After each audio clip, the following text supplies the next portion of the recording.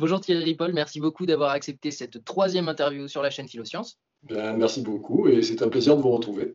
Plaisir partagé. Alors en fait, je vous ai entendu dans l'émission Grand bien vous fasse, il me semble, Oui, où vous étiez invité dans une émission parce que vous avez une émission sur les croyances, puisque vous avez sorti récemment un livre qui s'appelle Pourquoi croit-on? C'est bien ça? c'est tout à fait ça. Voilà. Vous avez aussi une carrière universitaire. Je préfère vous laisser vous présenter Oui, comme vous le voulez. ouais, d'accord. Bon, très rapidement, donc effectivement, je suis professeur de psychologie cognitive et sciences cognitives, mais ma formation, c'est à la fois psychologie et philosophie. Bon, j'ai suivi ce double cursus pour finalement m'orienter vers la psychologie cognitive. D'accord. Ok. Eh bien, alors, on va commencer de but en blanc. Merci pour cette présentation. Donc, nos deux premières interviews, c'était sur votre dernier livre, Pourquoi croit-on? Et puis sur votre premier livre, L'âme, l'esprit, le dualisme. Y a-t-il un esprit indépendamment du corps? Et donc, cette fois-ci, on avait envie de s'intéresser à la conscience et au libre arbitre. Ça fait aussi référence à votre premier livre, qui s'appelle donc De l'esprit au cerveau. Et donc, j'avais envie de savoir ce qu'on peut appeler la conscience, finalement. Qu'est-ce que Mm, c'est que la, qu'est-ce que c'est que la conscience chez l'humain? d'accord, ok. Bon, ah oui, vous avez toujours le chic pour commencer par des questions problématiques, hein.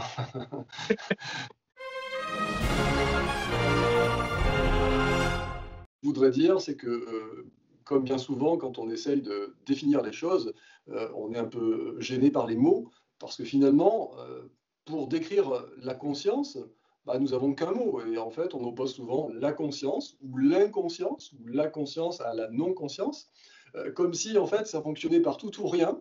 Soit on est conscient, soit on ne l'est pas.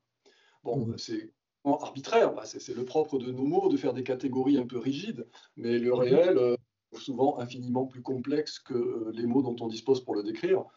Et c'est très difficile donc de définir la conscience d'une manière un peu définitoire, parce que si on regarde euh, en termes d'évolution, à quel moment on considère qu'il y a conscience et à quel moment on considère qu'il n'y a plus conscience.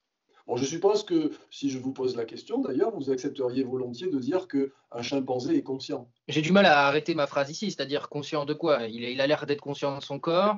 Est-ce qu'il est Et conscient de vivre peut-être? Est-ce qu'il est conscient d'être dans l'univers? Peut-être pas. Enfin voilà quoi.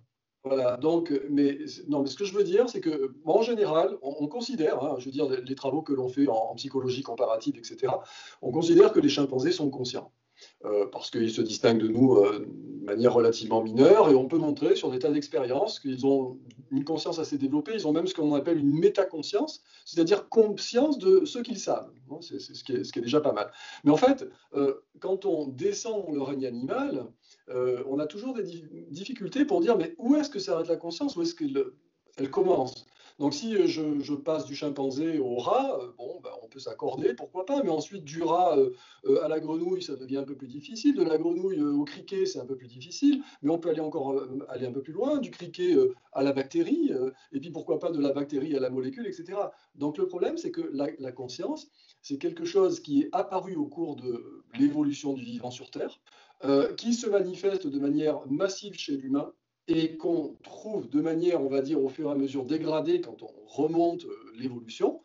Mais rien n'exclut, par exemple, que si des extraterrestres hyper développés existaient, qu'ils nous regardaient vivre, ils se poseraient peut-être la question, mais est-ce que tu crois que les humains ont une conscience? Donc ce que je veux dire, c'est que c'est un caractère très relatif, quoi. Ça, c'est le premier point. Le deuxième point, c'est que la conscience recouvre des choses très différentes. Avoir conscience de ce que l'on voit, par exemple, Mhm. c'est clairement le cas d'un chimpanzé, hein. Il a conscience de ce qu'il voit, c'est-à-dire qu'il a mis au point, enfin, l'évolution a fait en sorte que son cerveau soit capable de prendre conscience de ce que ses sens traitent, mais c'est pas sûr qu'il a une conscience de lui, ou Mhm. c'est pas sûr qu'il a une conscience effectivement de lui dans l'univers. Qu'est-ce que ça veut dire déjà précisément de dire qu'il a conscience de ce qu'il voit en fait? Ça veut dire quoi? Ça veut dire qu'il Alors, voit tout simplement, non? alors, ouais, mais ça, c'est extrêmement difficile parce que comment on fait pour savoir si quelqu'un a conscience? D'accord? Ou comment on fait pour évaluer qu'un chimpanzé a conscience de quelque chose? Eh bien, en général, on regarde si son comportement est correctement, on va dire, accordé à ce qu'on lui a soumis comme une information. On ne sait pas faire autrement, puisque la conscience est quelque chose, encore une fois, dont on a parlé l'autre fois, qui est purement interne. Et Mhm. donc, supposer la conscience d'autrui, mais on n'est jamais certain de la conscience d'autrui. Imaginez par exemple que je sois un robot. D'ailleurs, je vous l'informe, vous n'êtes peut-être pas au courant, mais en fait, je suis un robot. Ah, je le savais. Et, ouais, et en fait, j'ai été programmé pour faire comme un humain. Et je suis absolument euh, identique à un humain en tout point. Vous Mhm. croyez que je suis un humain, donc vous supposez que j'ai une conscience parce que vous-même vous pensez avoir une conscience et vous vous dites, bah, puisqu'il est comme moi, c'est un homo sapiens, il doit avoir une conscience comme moi. Mais en réalité, je suis un robot, ce que vous ne saviez pas, je vous l'informe maintenant, et je n'ai pas de conscience. C'est-à-dire, on m'a programmé pour que je n'ai pas de conscience. Donc, je parle, j'interagis avec vous, je communique avec vous. J'ai parfois l'air d'être un peu intelligent, peut-être, parfois un peu moins, mais en réalité, je n'ai pas de conscience. Alors, qu'est-ce que vous avez en moins finalement? Eh bien, ce que j'ai en moi en tant qu'un robot, c'est que je n'ai pas la conscience. Mais c'est quoi? Je comprends pas. Alors justement, bon, on va donc rentrer un peu peut-être dans le détail des questions que se posent certains philosophes vis-à-vis de la conscience. Et je pense que c'est important de distinguer ce que l'on appelle la conscience d'accès de la conscience phénoménale. Mhm. Alors la conscience d'accès, comment vous pouvez la vérifier? Bah, tout simplement en demandant à quelqu'un, est-ce que vous avez vu ceci ou cela? Par exemple, je vous présente un stimulus, ok. Mhm. Je peux vous interroger et je vous demande, est-ce que vous l'avez vu? Si vous me répondez oui, j'en conclus que vous avez eu conscience de voir ce stimulus. D'accord. C'est-à-dire que votre cerveau a créé une trace, disons, neuronale de la présence de ce stimulus, et vous avez par ailleurs un accès à cette trace. C'est-à-dire que vous avez une métacognition, vous êtes capable de dire j'ai vu ce stimulus. Vous avez une conscience donc d'avoir vu ce stimulus. Et en fait, souvent, quand on essaie d'opérationnaliser la conscience, dans les expériences que l'on fait, pour savoir si quelqu'un a eu conscience de ceci ou de cela, on n'a guère d'autre possibilité que de demander à la personne est-ce que vous avez vu ceci ou est-ce que vous avez entendu cela, par exemple. Donc Mhm. ça, c'est la conscience d'accès. Donc si je me place tout à l'heure en tant que robot, visiblement, j'ai cette conscience d'accès, puisque je vous vois, je vous entends et je vous réponds. D'accord? D'accord. Mais là où les philosophes ne sont pas totalement convaincus dans cette manière de concevoir la conscience, qui est assez pragmatique finalement, Mhm. oui, mais la conscience, c'est autre chose que ça. La conscience, c'est aussi faire une expérience subjective, c'est-à-dire ressentir quelque chose lorsque je perçois quelque chose. Je vais vous prendre un exemple tout simple. Vous savez qu'on fait maintenant des voitures qui peuvent se déplacer autonomes, qui se déplacent normalement dans la route sans qu'on ait besoin, sur la route, sans qu'on ait besoin de les piloter. Ces voitures, lorsqu'elles voient un obstacle, elles s'arrêtent. Si elles voient un feu rouge, elles s'arrêtent. Donc elle a été programmée pour voir un feu rouge. Donc en quelque sorte, elle a une conscience d'accès du feu rouge, parce que si elle n'avait pas conscience, une conscience minimale de l'existence de ce feu rouge, elle ne pourrait pas s'arrêter. Donc nécessairement, c'est qu'elle a la capacité de percevoir le monde et d'intégrer cette perception du monde dans son comportement. Ce qui est déjà extraordinaire. Je veux dire, maintenant on s'habitue à ça, mais c'est absolument extraordinaire que les hommes aient pu fabriquer un truc pareil. Mais par contre, on peut se dire, est-ce que la machine, ça lui fait un effet quelconque de percevoir ce rouge? Est-ce que ça lui fait le même effet que lorsque nous, on perçoit un feu rouge? Et là, les philosophes disent non, peut-être pas. Alors moi, personnellement, j'en suis pas convaincu. Je ne suis pas convaincu de cette forme de conscience qu'on appelle la conscience phénoménale, qu'on traduit parfois par l'effet que ça fait. L'effet que ça fait de voir quelque chose. L'idée que ça m'a fait. Je vais prendre un autre exemple. Imaginons que j'ai programmé mon ordinateur pour qu'il Mhm. interagisse correctement avec moi. Donc, on échange, on parle, etc. Il est vachement intelligent, il dit des choses très intelligentes. Et puis, à un moment donné, je lui dis, bah, écoute, on arrête là maintenant, je vais aller manger, je reviens tout à l'heure te voir. Et il me dit, ah, je comprends bien parce que moi aussi, je commence à avoir faim. Je vais dire, non, mais tu peux pas avoir faim, tu as un ordinateur. Donc, c'est ça qui est compliqué, c'est qu'on peut exprimer quelque chose qui suggère la conscience sans qu'il y ait pour autant la conscience en tant que telle. Alors, Ouais. ça c'est... Enfin, l'objection que j'ai quand même tout de suite envie de vous faire, et donc je ne vais pas me retenir, c'est que là, par exemple, pour la faim, c'est une question de ressentir la faim, Oui, et que si on donne à l'ordinateur une capacité à ressentir la faim, il devient de ce point de vue notre égal. Et que quand ce qu'on appelle conscience phénoménale, c'est peut-être juste l'espèce de salade d'énormément de perceptions qu'on a, que ce soit le toucher, la faim, l'odorat, la vue, et cette espèce de cocktail nous donne l'impression que notre conscience serait supérieure à celle d'un ordinateur. Mais peut-être que si l'ordinateur avait tout autant d'expérience et de sensibilité, il aurait exactement les mêmes sensations que nous, quoi. Absolument, mais je suis totalement d'accord avec vous. J'introduisais simplement cette nuance pour pointer du doigt une remarque que font certains philosophes qui d'ailleurs ne se disent pas dualistes, mais qui considèrent qu'on ne peut pas totalement réduire la conscience à l'activité matérielle du corps et du cerveau. Et pour moi, c'est une manière de laisser un petit espace pour le dualisme, Oui, alors que non, je ne vois pas pourquoi une structure matérielle quelconque pourrait être dénuée de conscience. c'est encore une manière d'introduire de la métaphysique et là où il n'y en a pas besoin et des hypothèses inutiles, quoi. Enfin, c'est ce qu'il me Oui, semble. parfois leur argumentation est solide, très sophistiquée, mais malgré tout, je pense, extrêmement spéculative. Par Mm. contre, là où quand même ils ont un peu raison, ils pointent quelque chose de me semble-t-il correct, c'est Mhm. que aujourd'hui, par exemple, on sait identifier ce que l'on appelle les corrélats cérébraux de la conscience. C'est-à-dire que, par exemple, on peut, en analysant l'activité de votre cerveau, savoir si à un instant donné, vous êtes conscient de quelque chose ou pas conscient de quelque chose. Donc, on sait ce que c'est qu'un cerveau conscient. D'accord? C'est-à-dire, qu'est-ce qu'on analyse précisément? Vous pouvez donner un exemple? Ah oui, par exemple, vous avez des ondes particulières qu'on mesure par exemple par EEG, une onde qu'on appelle l'onde P300, qui est une onde qui apparaît de manière systématique quand un sujet prend conscience d'un stimulus visuel. On a certaines ondes cérébrales, il y a plusieurs ondes électriques qui traversent notre cerveau, et bien il y a certaines ondes qui apparaissent lorsqu'on est dans un état conscient. Ou Alors, bien encore, j'ai plein de questions. C'est quoi un EG? un EEG, c'est un électroencéphalogramme. D'accord. C'est quoi les ondes dans notre cerveau? Vous parlez de courant à travers nos nerfs ou vous parlez d'ondes dans l'espace? C'est-à-dire que l'activité du cerveau est aussi, c'est pas seulement, mais c'est aussi une activité électrique. Et Mm. donc, on caractériser cette activité électrique. Et lorsque le sujet est conscient, son activité électrique a une nature différente. On repère des caractéristiques de son fonctionnement qui sont différentes que lorsque le sujet n'est pas conscient. Euh, Et alors, ce que je ne comprends pas très bien, c'est que l'exemple que vous avez donné, par exemple, c'est qu'on on peut visualiser dans son cerveau qu'il est en train de voir quelque chose. c'est Mais ça. on ne peut pas visualiser s'il est conscient de voir quelque chose ou pas, enfin, au sens de la conscience phénoménale, comme s'il y avait quelque chose de plus. Non, alors, par exemple, si je vous présente un stimulus de manière subliminale, c'est-à-dire pendant un temps très court, par Mhm, exemple moins de 50 millisecondes, mhm. en fait, votre cerveau va traiter le stimulus. Parce que 50 millisecondes, c'est suffisamment pour que les cellules de la rétine captent l'information, la transmettent au cortex visuel, et donc on voit bien qu'il y a eu un traitement. Mais pour autant, si le stimulus a été présenté trop peu de temps, vous n'allez pas avoir conscience de ce que vous avez vu. C'est-à-dire que votre cerveau a fait un traitement, mais un traitement qui n'a pas été suffisant pour déclencher un état conscient.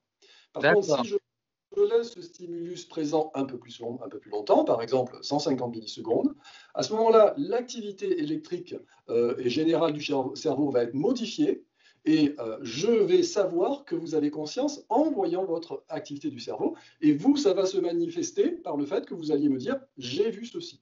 Et ça, vous trouvez que c'est un argument des philosophes pour la conscience phénoménale? Non, non, pas du tout. Non, ce que je voulais dire, voilà, ce que je voulais dire, donc ça, c'est ce qu'on sait faire aujourd'hui, hein. C'est-à-dire Mhm. qu'on ne savait pas le faire il n'y a, pas si longtemps que ça, hein. C'est-à-dire on peut identifier ce qui, dans l'activité du cerveau, correspond à un état conscient. Conscient au sens où le sujet dit j'ai vu ça, j'ai conscience d'avoir vu ça. En revanche, c'est un problème qu'on a évoqué la fois dernière, c'est qu'on ne comprend pas vraiment pourquoi cet état cérébral produit l'état conscient. On ne comprend pas. On voit bien que c'est cet état cérébral-là qui produit l'état conscient. On sait même créer un état cérébral pour qu'il produise un état conscient, mais pourquoi? On n'en sait rien. Autrement dit, si par exemple, on disait aux neuroscientifiques qui étudient le cerveau, on le trompait, si le sujet lui disait qu'il est conscient qu'il a vu quelque chose alors qu'il n'était pas conscient, ou qu'il dit qu'il n'est pas conscient quand il est conscient, eh bien le neuroscientifique établirait une relation inverse qui serait fausse. Est-ce que vous comprenez ce que je veux dire? C'est-à-dire que c'est un peu on arrive à interpréter des ombres, mais on voit pas les corps, quoi. En tout cas, si vous voulez, il y a deux événements qui sont clairement associés. Hein, c'est-à-dire qu'il y a une activité cérébrale qui est clairement associée à un état conscient, et maintenant on sait quelle est l'activité cérébrale qui est associée à un état conscient. Par contre, on est encore incapable de dire, voilà, cette activité cérébrale est précisément celle qui donne lieu à un état conscient. Donc, on va dire qu'on a franchi un grand pas, mais on n'a pas totalement expliqué l'origine matérielle du conscient. Il reste du chemin, d'accord. Et je dirais que c'est finalement pas très étonnant, parce que cet état conscient, il résulte de l'activité du cerveau. Je veux dire, c'est indéniable. Hein, on voit bien que c'est systématiquement le cas. Si le cerveau n'est pas actif, il n'y a pas d'état conscient. Hein, d'accord ? Mais cette activité du cerveau, nous, finalement, en tant que neuroscientifiques, on l'analyse de manière extrêmement grossière. Parce qu'il ne faut pas oublier, enfin je veux dire, au mieux on en est au niveau de l'activité du neurone. Mais l'activité du neurone est elle-même dépendante de l'activité biochimique, biophysique. Ça, jamais on ne l'explore. Un neuroscientifique, il ne va pas s'intéresser aux mécanismes, aux processus atomiques qui ont lieu au sein de chaque neurone. Donc en fait, on est en déficit considérable d'informations. Donc c'est normal qu'étant en déficit considérable d'informations concernant le cerveau, on ne peut pas parfaitement expliquer l'état conscient à partir des études que l'on mène actuellement sur le cerveau. Bien sûr. Ok. Mais quand vous parliez tout à l'heure de quelques bons arguments des philosophes qui militent pour une conscience phénoménale différente de la conscience d'accès, vous pensiez à des exemples en particulier? Il y a un philosophe quand même qui est, je crois, le plus important dans le domaine sur ce thème-là et qui, pour moi, a produit un argumentaire le plus puissant, le plus riche, avec lequel c'est David Chalmers. C'est un philosophe contemporain australien et qui a écrit un bouquin, un très gros bouquin sur la conscience. Et dans ce bouquin, il essaye de montrer que on n'arrive pas finalement à comprendre pourquoi la conscience, notamment la conscience phénoménale, résulterait d'une activité cérébrale quelconque. Mais c'est toujours la même chose. Est-ce que de cela, il faut en inférer que la conscience ne peut pas être réduite au cerveau de manière fondamentale? Ou est-ce qu'il faut considérer qu'on n'a pas la capacité, nous, aujourd'hui, ou peut-être qu'on n'a pas la capacité, compte tenu des limites de notre système cognitif, à comprendre comment la conscience émerge de l'activité du cerveau? Alors lui, il défend un dualisme subtil. Moi, non, je ne suis pas du tout convaincu. D'accord. Ok. Oui, c'est toujours plus simple quand on ne connaît pas de dire, puisqu'on ne connaît pas, il y a quelque chose de mystérieux et de non matériel. Oui. Et si vous voulez, c'est quand même un peu, je trouve, c'est très sophistiqué, très, très intelligent, très documenté. Si vous lisez Chalmers, c'est vraiment magnifique. Mais en même temps, on ne peut pas, sur la base de ça, accepter une forme assez forte de dualisme qui supposerait que la conscience, c'est quelque chose que ne peut pas produire le cerveau. Et je pense que croyance qui est très persistante, en fait, elle vient du fait, c'est quand même ça qui est extraordinaire, qui est magnifique, c'est qu'il faut bien voir que chacun de nos neurones est complètement stupide. Un neurone isolément, c'est bête. Et ça n'a peut-être pas aucun sens de dire que c'est bête, parce que c'est même pas bête. Un neurone, c'est un petit dispositif biologique qui transmet des informations électriques et chimiques. Donc, chaque neurone, chacun de nos neurones, en lui-même, n'explique rien de notre état mental, y compris. C'est un sort un peu plus complexe, quoi, c'est tout. Oui, mais ce qui est extraordinaire, c'est ce qu'on appelle l'émergence, hein, c'est un thème important en philosophie, en sciences cognitives, c'est qu'un neurone, c'est idiot, mais par contre, le fonctionnement en parallèle de milliards de neurones, ça donne un truc aussi extraordinaire que la conscience. Et c'est ça qui nous échappe, et c'est ça qui fait qu'on est un peu en difficulté, parce qu'on a du mal à admettre que d'associer des milliards de neurones, de les faire fonctionner en même temps, va produire ce truc extraordinaire qui est la conscience. Et parfois, on a tellement du mal à l'admettre qu'on va supposer que c'est une autre entité qui produit la conscience que notre cerveau. Mais l'admettre sur la base de quoi? Je n'en sais rien, parce que je n'ai jamais vu un argument vraiment valide, théoriquement ou empiriquement, pour soutenir ce genre de choses. D'accord. Et alors, vous m'offrez une belle transition. Justement, ces milliards de neurones, on ne sait pas trop comment ils fonctionnent, mais a priori, il semblerait que le monde de la matière semble déterminé. Oui. Donc, vous voyez venir. Oui, je vous vois venir, c'est normal. Donc, qu'est-ce qui vous fait croire que l'humain aurait un libre arbitre, si c'est ce que vous croyez d'ailleurs, je ne sais pas. Oui, alors, par rapport à ça, ce qu'il faut dire, c'est que je pense que une des raisons qui fait que beaucoup de personnes demeurent dualistes, c'est Mhm. qu'ils se disent la chose suivante, et ils ont tort. Ils se disent que si nous sommes que matière, donc si le produit, si notre esprit n'est que le résultat de processus matériels, à Mhm. ce moment-là, nous sommes une sorte de machine, une machine biologique, mais nous sommes une sorte de machine. Une Mhm. machine biologique qui est donc soumise au déterminisme matériel. Et donc, ils ont conclu que si cette machine est soumise au déterminisme matériel, elle ne peut pas disposer de libre arbitre. Et en quelque sorte, pour sauver le libre arbitre, parce que le libre arbitre, c'est important pour nous d'y croire, pour sauver le libre arbitre, on va supposer que nos choix, nos décisions, ne sont pas le produit de notre activité cérébrale, enfin ne sont pas seulement le produit de notre activité cérébrale, mais sont aussi le produit d'une entité différente que l'on appelle l'esprit et qui, lui, ne serait pas soumis au déterminisme matériel puisqu'il n'est pas matériel. Donc ça, Mhm. c'est important d'avoir ça en tête, c'est-à-dire que je pense que d'associer le physicalisme au déterminisme, pour beaucoup de gens, c'est une entrave à la possibilité d'avoir le libre arbitre. Donc maintenant, si je reviens à votre question, c'était est-ce que concevoir le cerveau, enfin la conscience comme je l'ai fait, est compatible avec l'existence du libre arbitre? C'est un peu ça? On peut le dire comme ça, oui. Alors, oui, je le pense. Mais c'est très difficile d'expliquer pourquoi. Et d'ailleurs, dans la littérature, je pense qu'on pédale encore pas mal dans la choucroute hein, pour en rendre. D'abord, je suis psychologue aussi, donc si vous voulez, j'ai une conscience très très claire du fait que notre libre arbitre n'est sans doute pas aussi important qu'on ne l'a cru.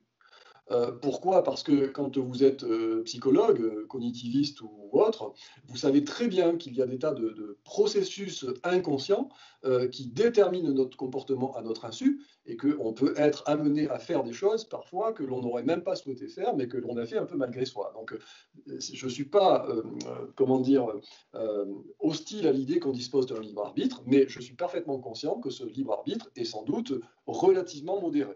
D'accord? Alors maintenant, pourquoi, si nous étions une machine biologique, nous n'aurions pas de libre arbitre? En fait, c'est cette idée, alors vous connaissez sans doute Laplace, hein, Laplace est un peu le fondateur du déterminisme, c'est-à-dire qu'en gros, il dit, si en un instant donné, quelqu'un, par exemple Dieu, donc un être omniscient, connaît toutes les caractéristiques de l'environnement, il est capable de prédire ce qui va se passer à l'instant t plus 1 de manière extrêmement précise. C'est ça le déterminisme, d'accord? Donc, par exemple, c'est l'idée que ce qui nous arrive aujourd'hui, là, on est en train de parler, quelqu'un qui aurait connu la situation de l'univers il y a 1 million d'années aurait pu dire à, je ne sais pas quelle heure il est, 14h48, deux personnes vont discuter par Skype autour de la question du libre arbitre. C'est ça le déterminisme. Alors, on peut remettre en cause le déterminisme. Pardon? Mais il parle de nous, là.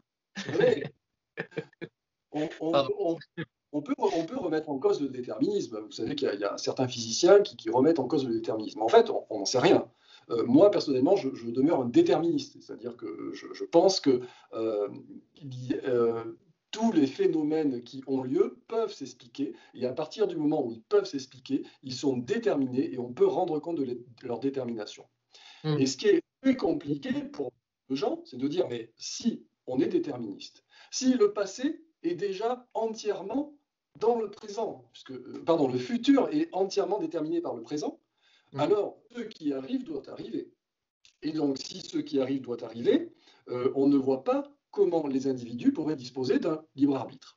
Donc il y a une espèce d'erreur, en fait. C'est un sophisme dont on est victime ici. C'est de dire, si on peut prédire précisément ce qui va se passer parce qu'on est déterministe, à ce moment-là, les êtres vivants dont on va décrire le comportement ne sont pas libres, n'ont pas de libre arbitre. Et ça, c'est une erreur. C'est une erreur. Euh, alors, je vais essayer d'expliquer pourquoi au travers d'une petite expérience de pensée. D'accord? Imaginons que je dispose du libre arbitre. Ça, on va le poser au départ. Je dispose du libre arbitre. Imaginons que vous me connaissiez totalement. Alors, pas comme vous me connaissez, mais comme Dieu pourrait me connaître. C'est-à-dire, vous avez une compréhension totale, exhaustive de tout ce que je suis. Mais vous savez que je dispose d'un libre arbitre au sens où, à un moment donné de ma vie, confronté à des choix, je vais pouvoir prendre des décisions en vertu de mes valeurs, de mes croyances, etc. Hmm. Donc, imaginons que vous connaissiez tout de moi, eh bien, vous pouvez parfaitement prédire ce que je vais faire. Et Hmm. vous pouvez dire parce que vous savez que je dispose de libre arbitre, et compte tenu que j'ai un libre arbitre, vous savez comment je vais l'employer et ce que je vais décider. Donc, en fait, il faut surmonter ce sophisme qui consiste à penser que si quelque chose est prédictible, alors c'est qu'il n'y a pas de libre arbitre. Hmm. Ouais, En fait, vous êtes en train de dire que donc, ce qui a été présenté comme les philosophes depuis la nuit des temps, c'est-à-dire que soit l'humain serait déterminé, soit il serait libre, c'est finalement un sophisme, puisque en fait, pouvoir prévoir les choix d'une personne, ça ne veut pas dire qu'il ne fait pas véritablement ses choix, tout simplement. Absolument. Ça, c'est crucial. Je crois que quand on a compris ça, à ce moment-là, on peut aborder autrement le libre arbitre. Mais je voudrais expliquer pourquoi on a pensé ça. En fait, euh, quand on observe le fonctionnement des objets autour de nous, le monde physique autour de nous, au niveau macroscopique, le déterminisme est radical. Si vous plongez de l'eau, si vous mettez de l'eau dans une température de 0 degré, elle gèle. Si vous la mettez au-dessus de 100 degrés, elle bout. Si vous lâchez une pierre, elle tombe. Donc, on assiste autour de nous à un déterminisme radical. Et évidemment, pour tous ces objets physiques, on est tous d'accord pour dire qu'ils ne disposent pas de libre arbitre. Mhm. Donc, on a fait une espèce d'association, mais qui est une association erronée. Si quelque chose est prédictible, alors c'est qu'il n'y a pas de libre arbitre. Pourquoi? Parce qu'on s'est basé sur ce qu'on connaît de l'univers physique. Mais c'est complètement débile. C'est pas parce que quelque chose est prédictible qu'il n'a pas de libre arbitre. Parce que sinon, si j'inverse le truc, euh, il faudrait que ce soit non prédictible pour qu'il y ait du libre arbitre. Mais ça ne veut rien dire. Qu'est-ce que ça veut dire qu'il y ait du non prédictible? Bah, ça veut dire que ça échappe à notre capacité de compréhension, Hmm. pas nécessairement à la capacité de l'expliquer. Donc, ça n'a pas de sens. En fait, il faut vraiment intégrer que nous-mêmes, nous faisons partie du déterminisme, et plus les êtres vivants se complexifient, plus leur cerveau devient puissant, plus ils jouent un rôle important dans l'ensemble des déterminismes qui ont lieu dans notre univers, et plus ça nous donne une marge de manœuvre par rapport à nos choix, et donc un libre arbitre. Il est clair que vous êtes plus libre, vous, que ne l'est probablement une punaise, et une punaise est probablement plus libre que l'est un marteau. Voilà. Hmm. D'ailleurs, remarquez au passage que le simple fait de pouvoir faire une gradation dans le libre arbitre, vous pouvez disposer davantage de libre arbitre peut-être demain que vous n'en disposiez hier si vous découvrez des informations que vous ignoriez. D'accord? Donc le fait même de pouvoir dire je peux avoir plus de libre arbitre ou je peux avoir moins de libre arbitre suggère nécessairement qu'il y ait du libre arbitre. Sinon, on ne pourrait pas dire ça. Voilà. Hmm. C'est extrêmement important, je pense, de le comprendre. Et il y a d'ailleurs des gens qui tiennent des propos tout à fait bizarres en disant, mais non, il faut qu'il y ait de l'indéterminisme pour qu'il y ait du libre arbitre. Par exemple, il faudrait qu'il y ait des processus aléatoires, parce que l'indéterminisme, c'est l'aléatoire, d'accord? Hmm. Ça n'a aucun sens. À ce moment-là, imaginons que pour essayer de rompre le déterminisme, je me dise, eh bien tiens, à chaque fois que je vais prendre une décision importante, je vais tirer ma décision en pile ou face. Donc elle est aléatoire. Elle est plus prédictible si vous étudiez mon cerveau, puisque je vais dépendre de la pièce de monnaie. Mais en quoi j'ai gagné en libre arbitre? En rien, puisque je suis plus prédictible, mais je suis plus prédictible parce que j'ai fait reposer mes décisions sur un phénomène aléatoire. Qui plus est, qui est aléatoire qu'en surface, parce qu'en Ah oui. réalité, si on maîtrisait tous les déterminismes physiques qui conditionnent mon lancer de pièces, on pourrait parfaitement dire si ça va être pile ou face. Hmm. Donc voilà, il y a beaucoup de sophismes, et Donc, en fait, finalement, c'est peut-être dans la définition de libre arbitre qu'il y a une confusion. C'est-à-dire, si les gens ont besoin d'envisager qu'il y a plusieurs futurs possibles, et c'est ça qu'ils appellent le libre arbitre, entre guillemets, Vous voyez ce que je veux dire? Il y a quelque chose il y a une définition ici à saisir qui est assez, qui est deux choses proches à distinguer. C'est-à-dire, si je considère que le libre arbitre, c'est le choix entre moi dans plusieurs futurs, dans ce cas, ça s'oppose au déterminisme. Mais si je considère que mon libre arbitre, c'est au présent, que j'ai un pouvoir de décision sur ce que je choisis, ça ne s'oppose plus du tout au déterminisme, en fait. Oui, mais en fait, si on est déterministe, il n'y a pas plusieurs futurs possibles. Il n'y en a qu'un. Mais oui, je sais bien. C'est ce que je disais. Ah, voilà. Et ça ne pose aucun problème. Ça ne pose aucun problème. Pourquoi? Parce que vous-même, vous faites partie du déterminisme. Et donc, vous avez, en fonction de raisons qui vous sont propres, etc., vous allez faire des choix qui vont déterminer un futur, qui vont provoquer un futur, mais un futur qu'on aurait pu prédire avant si on avait eu la maîtrise de tout ce qui constitue vous et votre environnement. Donc c'est cette croyance qui est une croyance pour moi un peu naïve, qui consiste à dire, mais s'il y a un seul futur possible, il n'y a pas de libre arbitre. Ben oui, oui, oui. Il y en a un, ça pose aucun problème, c'est ce qu'on appelle le compatibilisme, hein, en philosophie, c'est ce qu'on appelle le compatibilisme, c'est tout à fait possible en réalité. Bah oui, il n'y a aucune antinomie entre les deux. Ok, Alors, très bien, bah, c'est clair. En réalité, je crois qu'on a déjà terminé. Vous voulez ajouter des choses là-dessus? oui, je voulais ajouter un petit point quand même. Si vous le permettez, on a encore un tout petit peu de temps. On a Euh, quand même. Donc, tout ce que vous voulez. ouais, En fait, c'est assez amusant parce que vous savez que les neuroscientifiques, les psychologues cognitivistes ont essayé d'aborder empiriquement la question du libre arbitre. Mhm. Et notamment, un des précurseurs en la matière s'appelait Libé, Benjamin Libé. Alors, c'est un neuroscientifique et, chose rare, il était dualiste. D'accord? Mhm. Ça peut arriver, vous avez des neuroscientifiques qui sont dualistes, hein. On n'est jamais à une contradiction près quand on est un humain. Et, et en fait, Libé, ce qu'il voulait montrer, c'est que l'état conscient, Mhm. une décision consciente, précédait une activité cérébrale qui elle-même précédait une action. Par exemple, quand vous décidez de lever le bras, voilà, là je décide de lever mon bras, je lève mon bras. Ok? Mhm. Dans la perspective des dualistes, dans la perspective de Libé, c'est mon esprit en tant qu'entité immatérielle qui va en quelque sorte avoir un effet sur mon cerveau. Mhm. Et mon cerveau va envoyer des ordres nerveux qui vont conduire au fait que mon bras se lève. D'accord. D'accord? Donc en fait, la succession des opérations, ça Mhm. va lier en tant qu'entité immatérielle à mon cerveau et à l'acte moteur. Ok? Donc, Libé a essayé de vérifier cette chose-là. Alors, je passe sur le détail de l'expérience, je le décris précisément dans mon livre. Il a essayé de montrer que ça se passait comme ça. Et en fait, il a été très gêné parce que ça ne se passe pas comme ça. C'est pas ce qu'il a observé. Et, et donc, je ne vais pas décrire son expérience et résultats, mais je vais vous décrire une autre expérience qui a été le prolongement de celle de Libé et qui est extraordinaire. Dans cette expérience, conduite par un auteur qui s'appelle Soon et des collaborateurs, euh, Soon demandait à des sujets de bouger un doigt gauche ou un doigt droit quand ils le voulaient. Absolument quand ils le voulaient.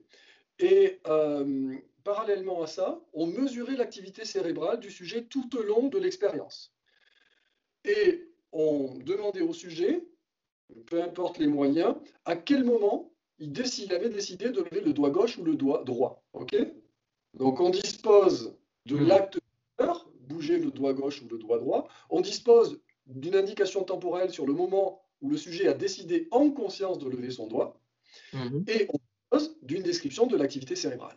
OK? Et bien ce D'accord. qu'on observe, c'est que l'activité cérébrale précède de 7 secondes à peu près le moment où le sujet prend conscience de ce qu'il va faire. Autrement dit, les auteurs se sont même amusés à programmer un ordinateur pour qu'il analyse l'activité du cerveau pendant tout le temps de l'expérience.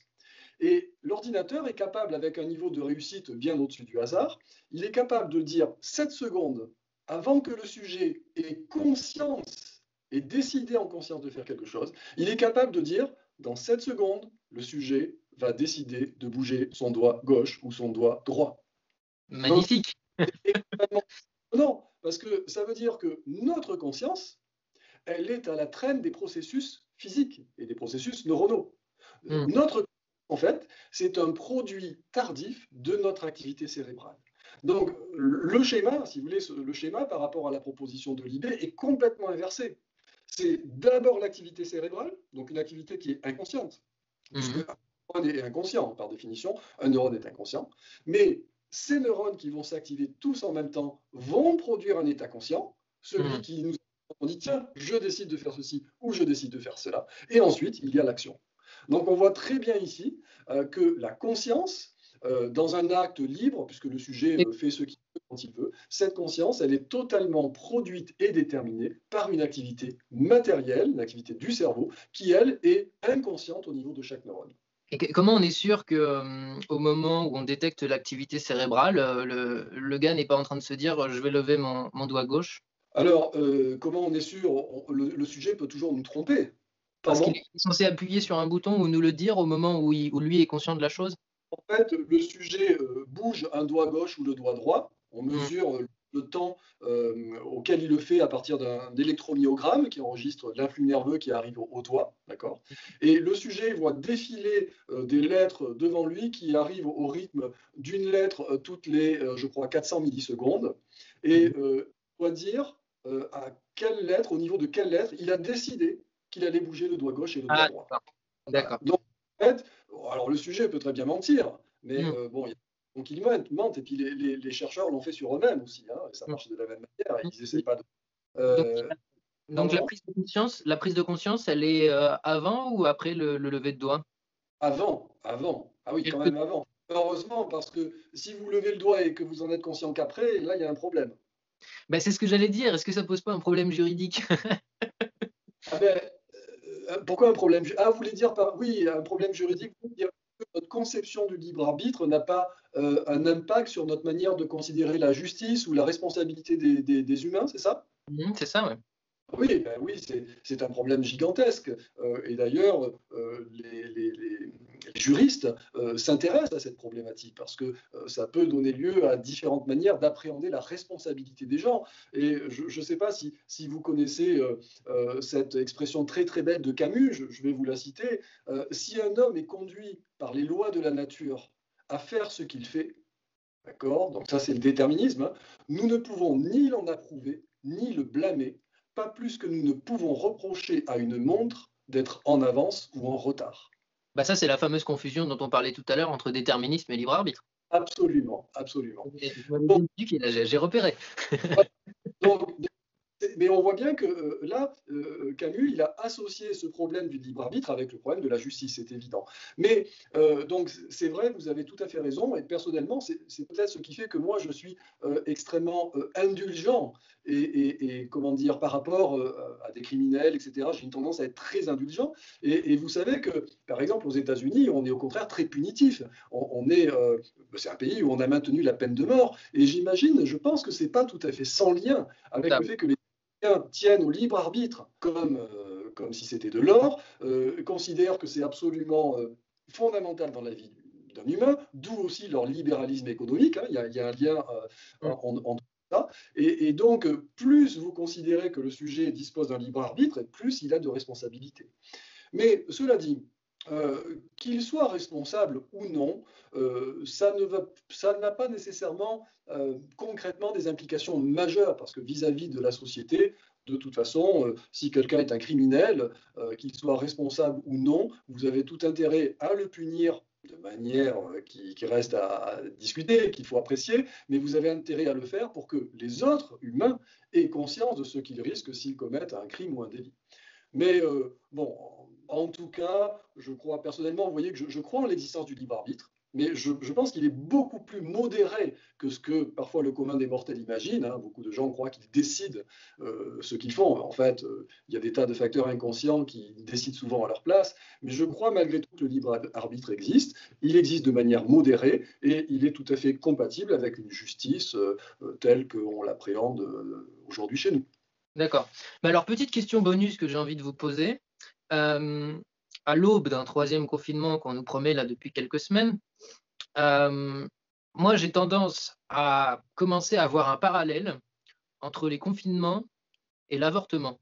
C'est-à-dire Ah, que c'est-à-dire que l'avortement, on décide que finalement il n'est pas normal qu'une femme soit obligée de garder pendant 9 mois euh, un bébé dans son ventre, etc., avec tous les désavantages que ça a si elle n'en a pas envie, alors que ça va probablement faire un humain, donc une vie, si on ne fait rien.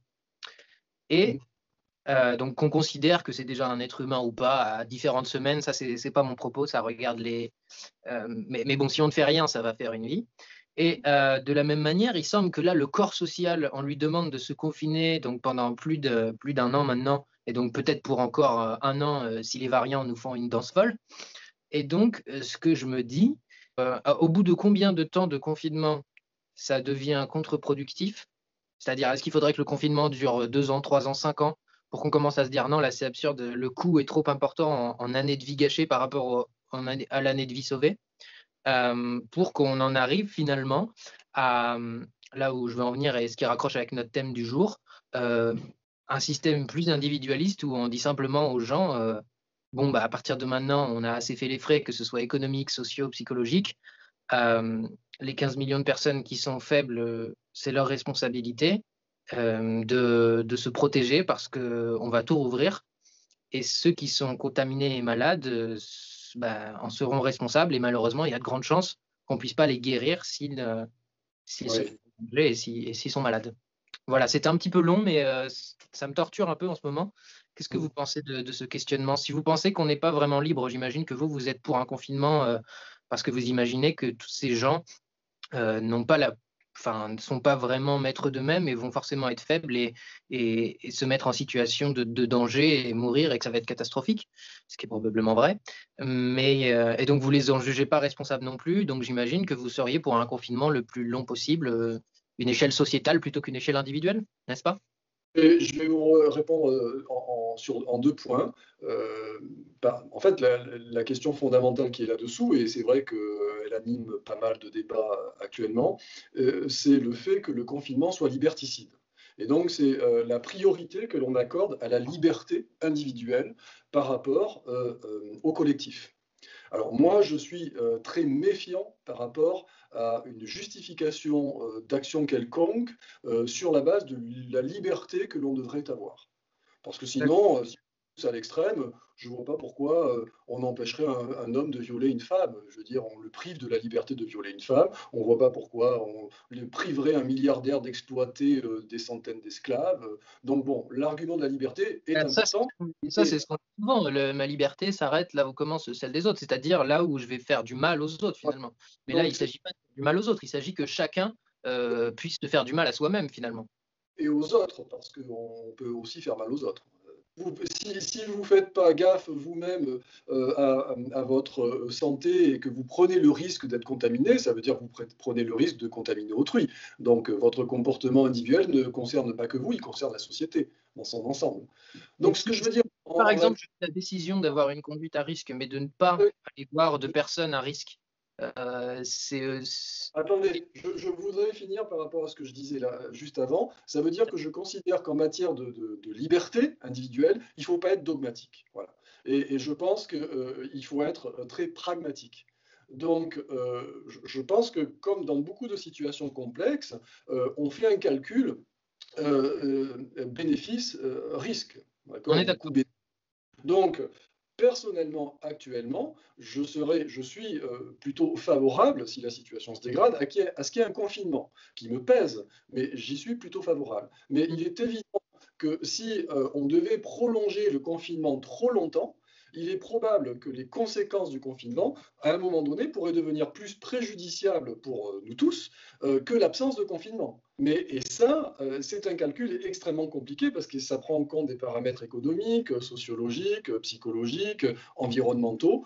Et je me garderai bien, parce que j'ai quand même un minimum de modestie, à prétendre savoir ce qu'il faut faire aujourd'hui, contrairement à beaucoup d'autres qui sont assurés qu'il faudrait faire ceci ou cela. Donc je dis c'est extrêmement complexe.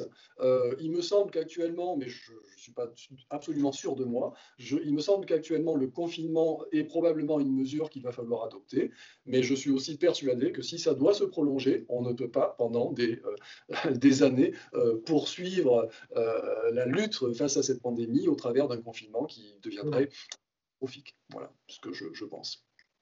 Et donc, cette idée que... Parce que vous dites on peut mettre en danger les autres, mais chacun est quand même libre de voir les gens qu'il veut. Enfin, sauf si dans les transports en commun, vous commencez à cracher sur tout le monde. Mais vous ne pensez pas que l'auto-isolement, comme même le président du conseil scientifique, Jean-François Delfrécy, en a parlé récemment, vous ne pensez pas que cet auto-isolement, ce qui est déjà un peu le cas, pourrait être plus une solution? Je reviens sur la question du libre arbitre ici. Est-ce qu'il ne serait pas possible de remettre la responsabilité de la maladie dans les mains des gens? Je sais que c'est très compliqué parce que cette maladie est incroyablement contagieuse. On se demande à chaque fois comment on l'a eu. Mais euh, Ça serait tout à fait possible si les individus humains étaient des êtres parfaits qui seraient capables de se comporter de manière rationnelle. Mais ce n'est pas le cas. Je veux dire, moi, j'ai des amis autour de moi que j'apprécie beaucoup, mais dont je sais qu'ils font n'importe quoi. Et que faisant n'importe quoi, ils contribuent à ce que moi, je sois confiné. Parce que c'est aussi parce que des gens ne se comportent pas comme ils le devraient que le virus circule davantage et que ça impose à des gens qui n'ont pas envie d'être confinés d'être confinés. Donc, dans la mesure où l'humain étant ce qu'il est, et ce n'est pas un animal ni parfait ni rationnel, c'est le rôle des institutions eh bien, de le cadrer un minimum. Le tout est de savoir le niveau de contrainte qui est acceptable. Si le niveau de contrainte est trop grand, c'est sûr que ça va provoquer beaucoup plus d'inconvénients et potentiellement d'ailleurs de révolte sociale que d'avantages.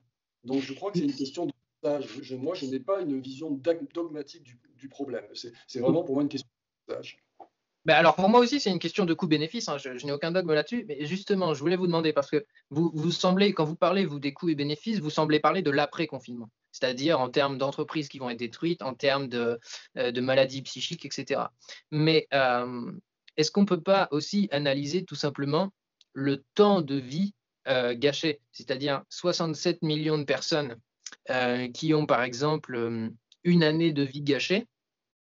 Euh, En termes d'années de vie gâchées, si par exemple on estime qu'une une vie gâchée ne vaut que la moitié d'une vie libre, vous voyez ce que je veux dire? Euh, J'aime bien votre esprit très raisonnement informatique. ah bah si vous aimez les coûts-bénéfices, c'est sûr qu'on va bien s'entendre. Mais si on estime qu'une vie gâchée, par exemple, ne vaut que la moitié d'une vie pleinement vécue librement, et on a donc perdu 67 millions, donc la moitié de 67 millions, ça fait 33 millions 5 de vies perdues, hein, si on fait cette équivalence d'une année de vie gâchée égale une moitié de vie. Donc ça veut dire que potentiellement, c'est comme si on avait tué plein de gens aussi, quoi. C'est ça que je veux dire. Je comprends, c'est une manière tout à fait créative de voir les choses et très particulière. Euh, J'apprécie cette manière de poser le problème parce que on voit qu'il y a un effort de rationalité et de rigueur, mais en même temps, je pense que vous rentrez dans le calcul des paramètres que l'on maîtrise assez mal. Par exemple, qu'est-ce que ça veut dire une vie gâchée? Ben, Concernant, si vous voulez, une vie gâchée quand quelqu'un meurt, je comprends bien. Ça ne pose pas trop de problème. Là, j'arrive à opérationnaliser sans problème. Mais une vie gâchée quand quelqu'un est confiné, c'est plus difficile. Euh, Personnellement, si je prends mon simple cas, mais je pense que je ne suis pas le seul, je ne suis pas certain que ce confinement ait gâché ma vie. Alors, je vis dans des conditions peut-être assez optimales, et puis l'essentiel de mon activité consiste à réfléchir ou écrire, et je suis dans un environnement où je peux me promener, donc évidemment, ce n'est pas comparable à d'autres personnes qui ne vivent pas dans les mêmes conditions. Mais c'est très difficile à évaluer. Mais je pense que ce que vous dites là fait partie des éléments qu'il faudrait prendre en compte pour ce calcul du coût-bénéfice. Je suis d'accord avec vous. Et c'est difficile à opérationnaliser parce que mesurer à quel point le confinement a gâché une vie, c'est compliqué à faire. C'est très différent pour un jeune qui a 20 ans et pour un vieux qui en a 90, par exemple. bien sûr. Bah, Donc, écoutez, si vous aimez ce type de raisonnement, en tout cas, vous devriez adorer le livre que je veux vous envoyer, que je vais vous envoyer dès la fin de cet entretien, d'accord. qui Ok. s'appelle Que dois-je faire et qui est truffé de ce type de raisonnement en s'appuyant sur des études scientifiques, en fait. D'accord. Super. Ok, Ok, je pense qu'on en a fini. Merci beaucoup, Thierry Paul. de rien. Et puis, bonne continuation. Au revoir, bonne journée. Ouais, vous aussi.